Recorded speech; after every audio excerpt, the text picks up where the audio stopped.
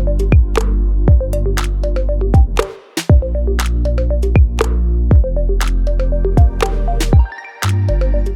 Linda van Tilburg for Biz News.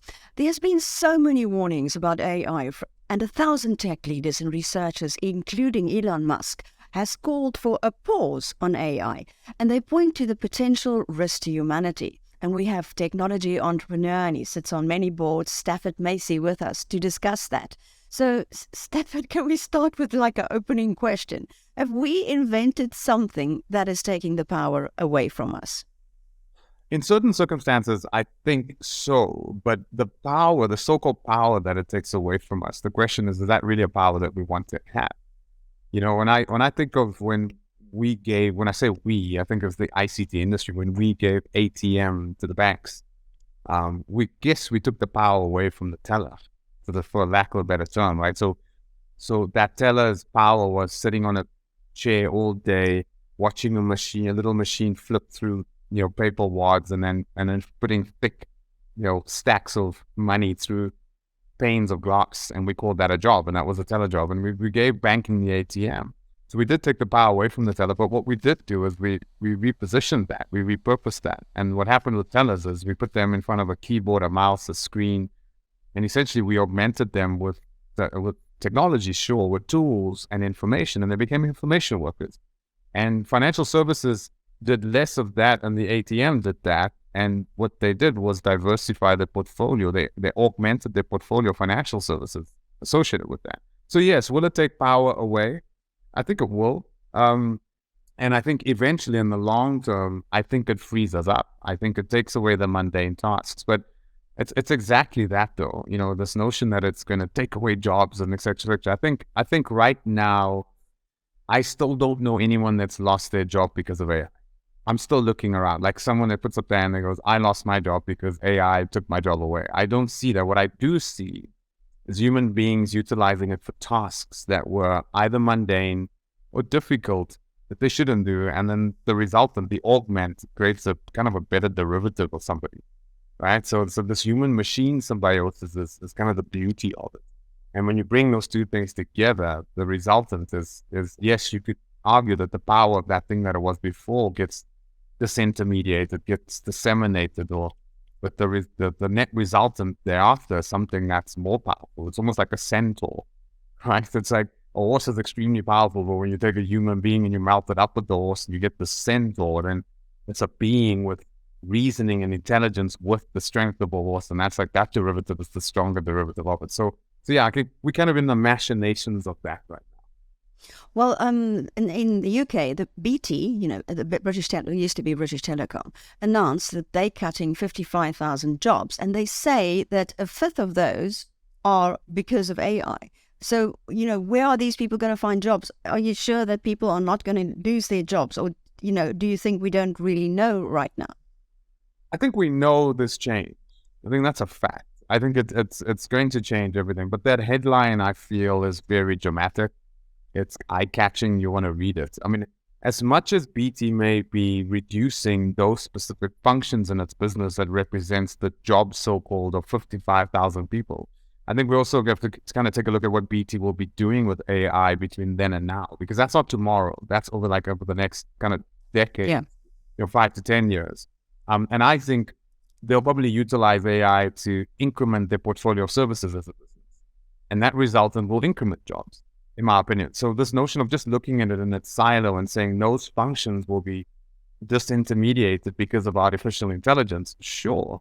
But maybe those things are not what people should be doing. And I think the evolution of that will be the forthcoming, the birthing of new work, new ways of solving problems, new forms of creativity that will come out of BT that we can't really forecast today. So if you do take a look at things in this linear fashion and you just say, look, 55,000 jobs are going to be gone in a headline, I think you've got to look at it in parallel and say, okay, what will that institution be doing with AI to increment more work and perhaps result in 155,000 more jobs?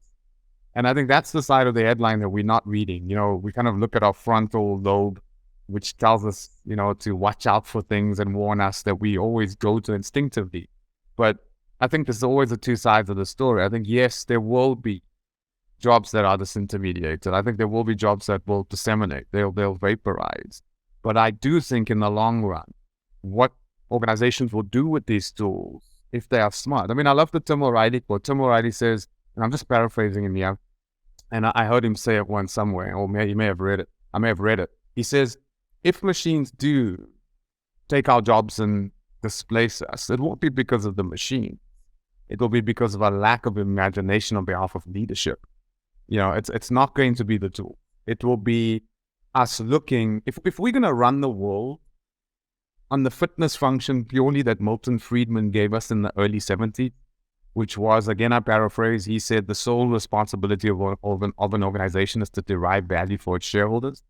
If we take that fitness function and we melt it up with AI, the superpower that AI gets, then we will get increased productivity. We will get increased net worth. We'll get increased, liquidity with less humanity. But if that's the case, it's because we took that fitness function and we didn't reimagine that fitness function, that the sole responsibility of organization is not necessarily just to derive value for its shareholders. With the tool sets that leadership has now, we can imagine not doing more with less, but kind of reimagine what we could do more of what was previously thought impossible. I think that's the promise of AI. And I tend to lean into that world more than I look into the kind of the shoots of dystopia. If we do have it, 55,000 people losing their jobs at BT, and BT goes down to just being this less humans, more output with what they had before, and they don't add any more portfolio of services, etc. That is a dystopia. But that won't be because of AI.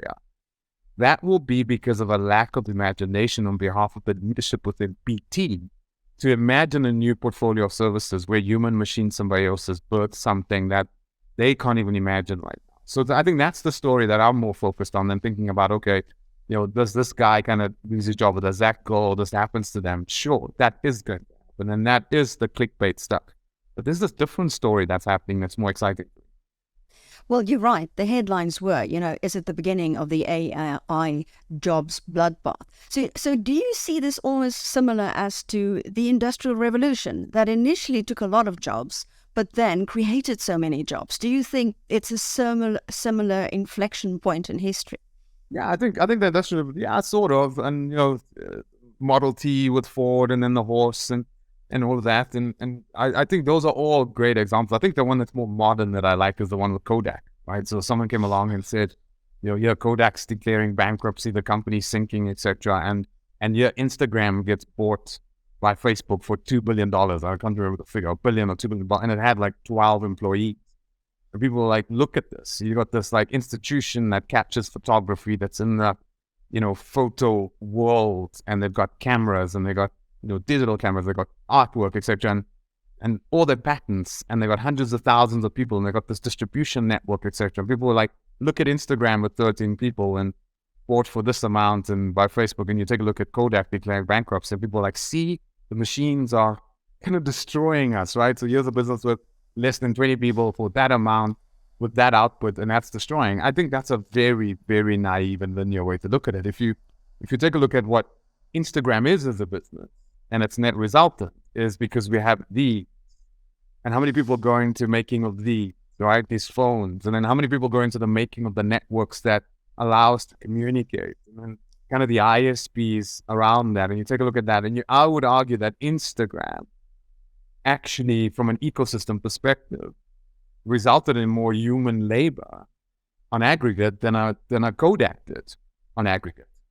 Because now suddenly we have not a few people that can afford a few of the Kodak products. Now we have every human being on the planet with this incredible thing called a smartphone running across these thick broadband networks, federating content from the edges into the cloud. And I think that creates huge amounts of work. We got influencers, we got people making money and building businesses off those platforms. So if you take a look at the ecosystem of Instagram, you take a look at the ecosystem of Kodak, I think Kodak feels very much like the Industrial Revolution. And then you come along with something like Instagram, and I think there's more work. Every time we've seen this, when you take human beings out of the field, so they're not chasing calories, the majority of us, and plowing fields, then, what's astonishing to me is in the year 1900, farmers in downtown Iowa started realizing the term child labor wasn't right. Right? The high school movement started, if you go to Google search, the high school movement started in 1909 in Iowa, where a bunch of farmers circled their wagons, metaphorically speaking, and they just said, we're going to take our kids out of the field and we're going to teach them new skills and we're going to put them into this thing called a high school. And in less than a decade, the majority of the kids in that demographic were going to this thing called a high school. It freed us up, took us out of the field. The machines came in to do the crappy work. And today versus, back then, 98% of us were in the agricultural industry, right? Chasing calories. Now, 2% of us are in the agriculture industry. The 98% are not there. And now we have Michelin chefs. We've got recipes, hors d'oeuvres, Master Chef, the show.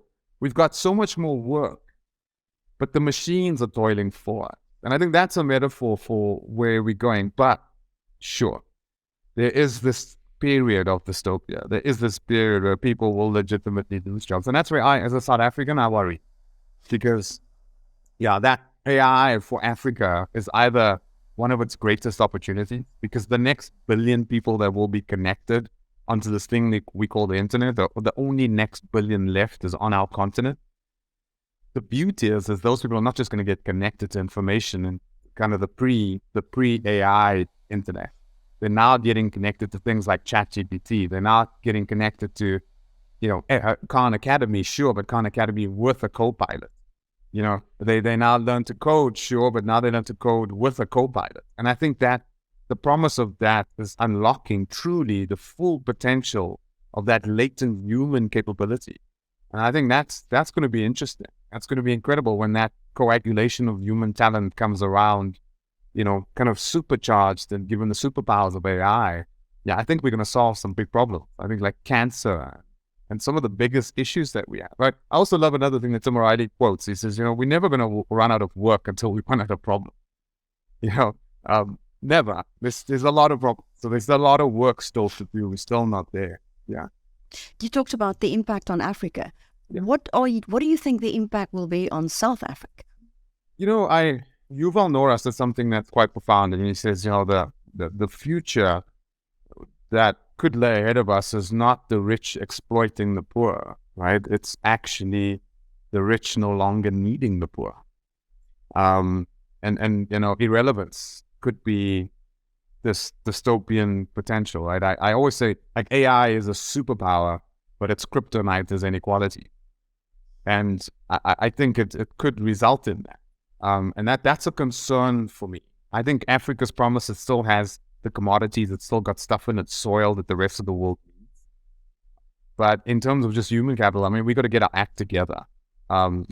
Because our relevancy is at play here from an economic perspective. I think there's a massive opportunity if our leadership understands this stuff. So people like myself in the ICT industry in Africa have a huge responsibility to articulate this possibility, to articulate the political capital in this, so our leaders do wake up to the opportunity. But yeah, it's a concern, and I think regulation of AI in Africa will be an interesting one. The enforcement of those regulations, the adherence to those regulations, that will be an interesting one. And again, that's a big challenge for AI. Yeah, I wanted to talk about regulation because at the G7, I think it was Rishi Sunak, the UK Prime Minister, who talked about guardrails for AI. So where do you think this would lead, and is it possible? And what would it look like? Yeah, there's a pull. I think there's the technologist side of me says no guardrails, let us innovate, don't get in our way. And this problem that you're predicting is so far-fetched that it's the edge cases. And the argument there is that we already have rules, we already have laws that protect us. So if someone does take AI and they do X, Y, and Z, the question is, don't we have rule of law ready today to protect us? I think that's the technology side of it that says, hey, just let us loose and let us innovate.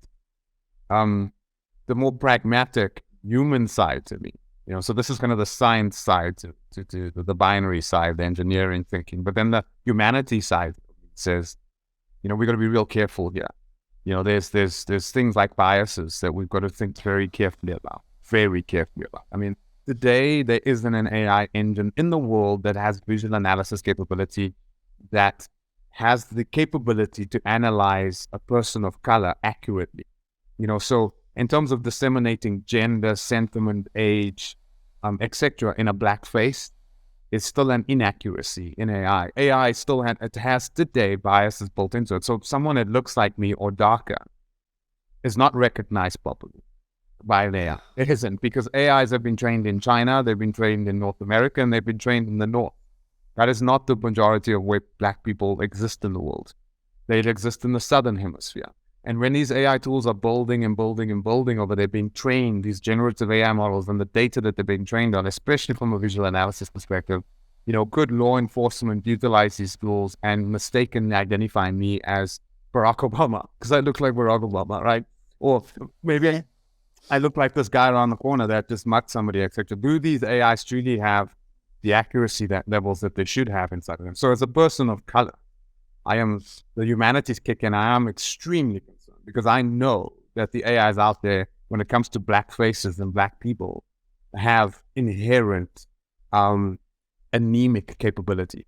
And that could hurt us very, very badly. And that's just one little kind of instantiation and personification of the argument that maybe we need to look at this from a regulatory perspective and the usage of it and look at the biases, etc. And I think those things need to be thought about, but it's difficult right now because there are so many factors at play. There are so many players at play.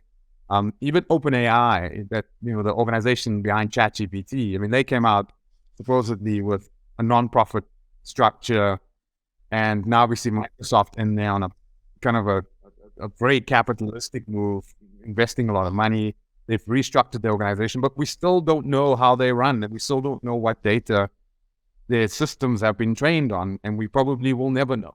So we don't know. We can't see behind that. And we do have open source models emerging. I am less concerned about OpenAI because OpenAI is an organization that we can take regulation to and we can engage around the framework.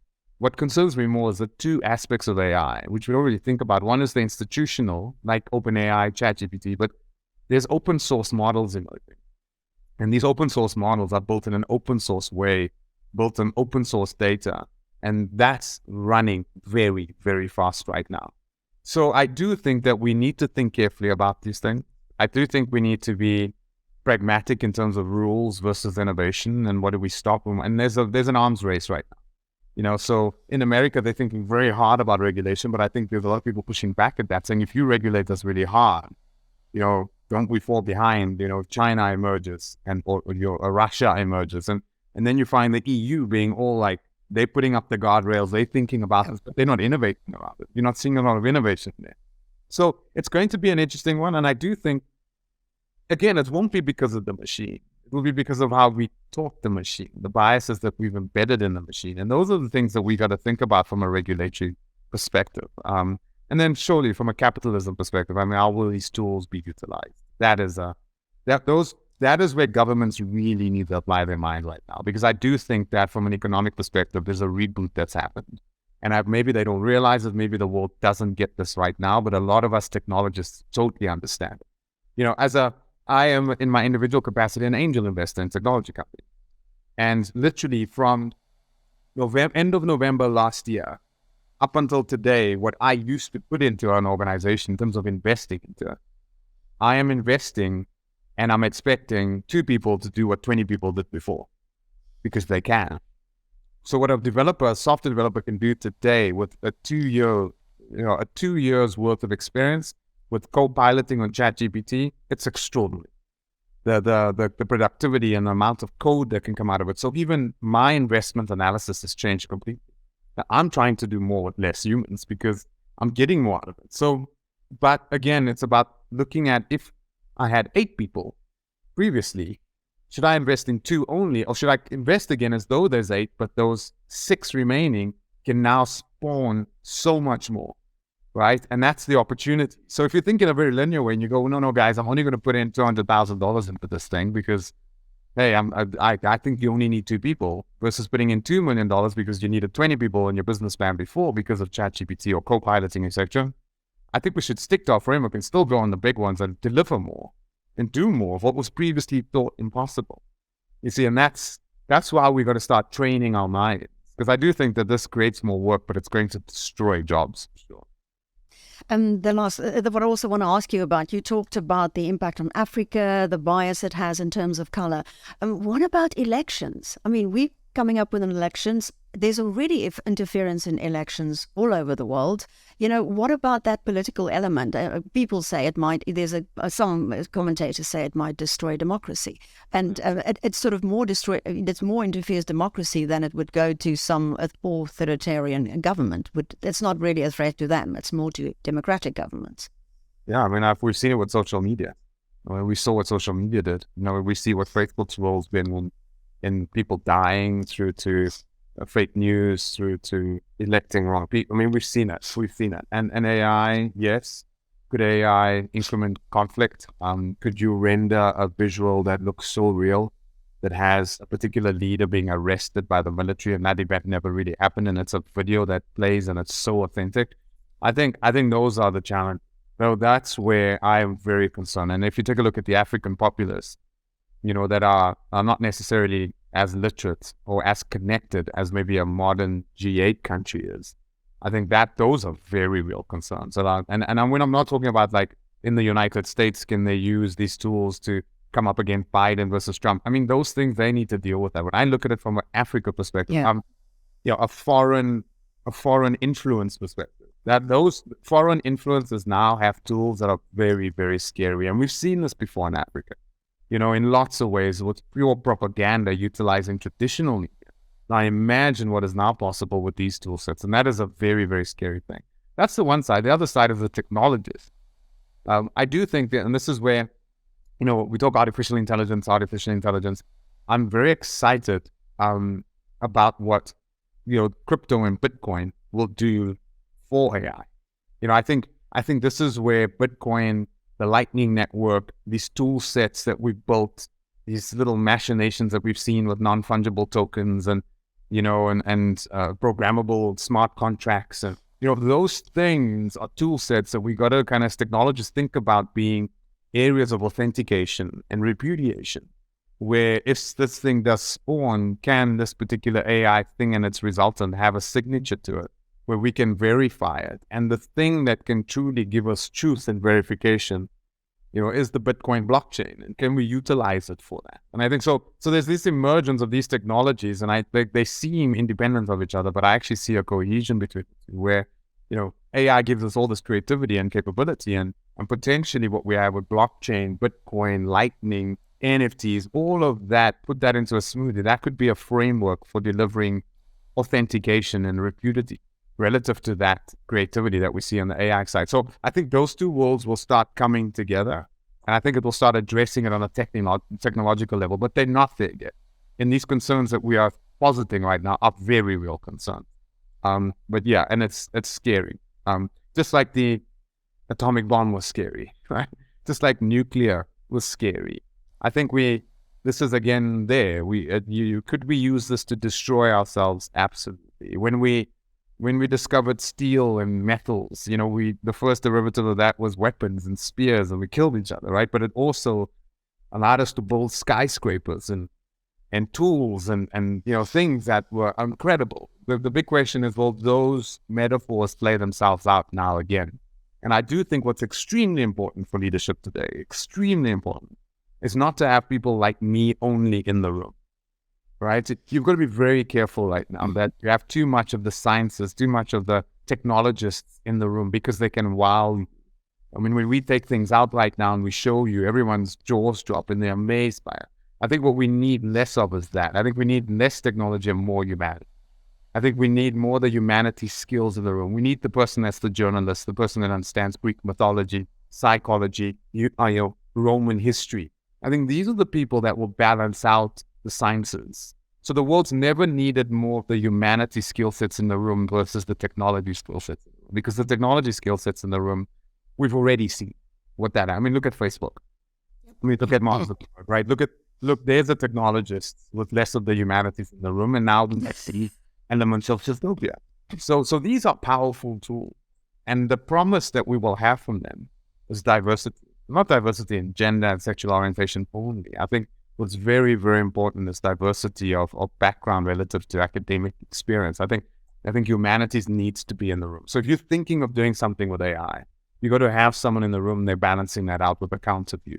And that's so critical right now, more so than any time before. Somebody like Yuval that you mentioned. Yeah, someone like Yuval, and you can see Yuval. Go look at YouTube. There's a video where Yuval and Mark Zuckerberg are chatting to each other.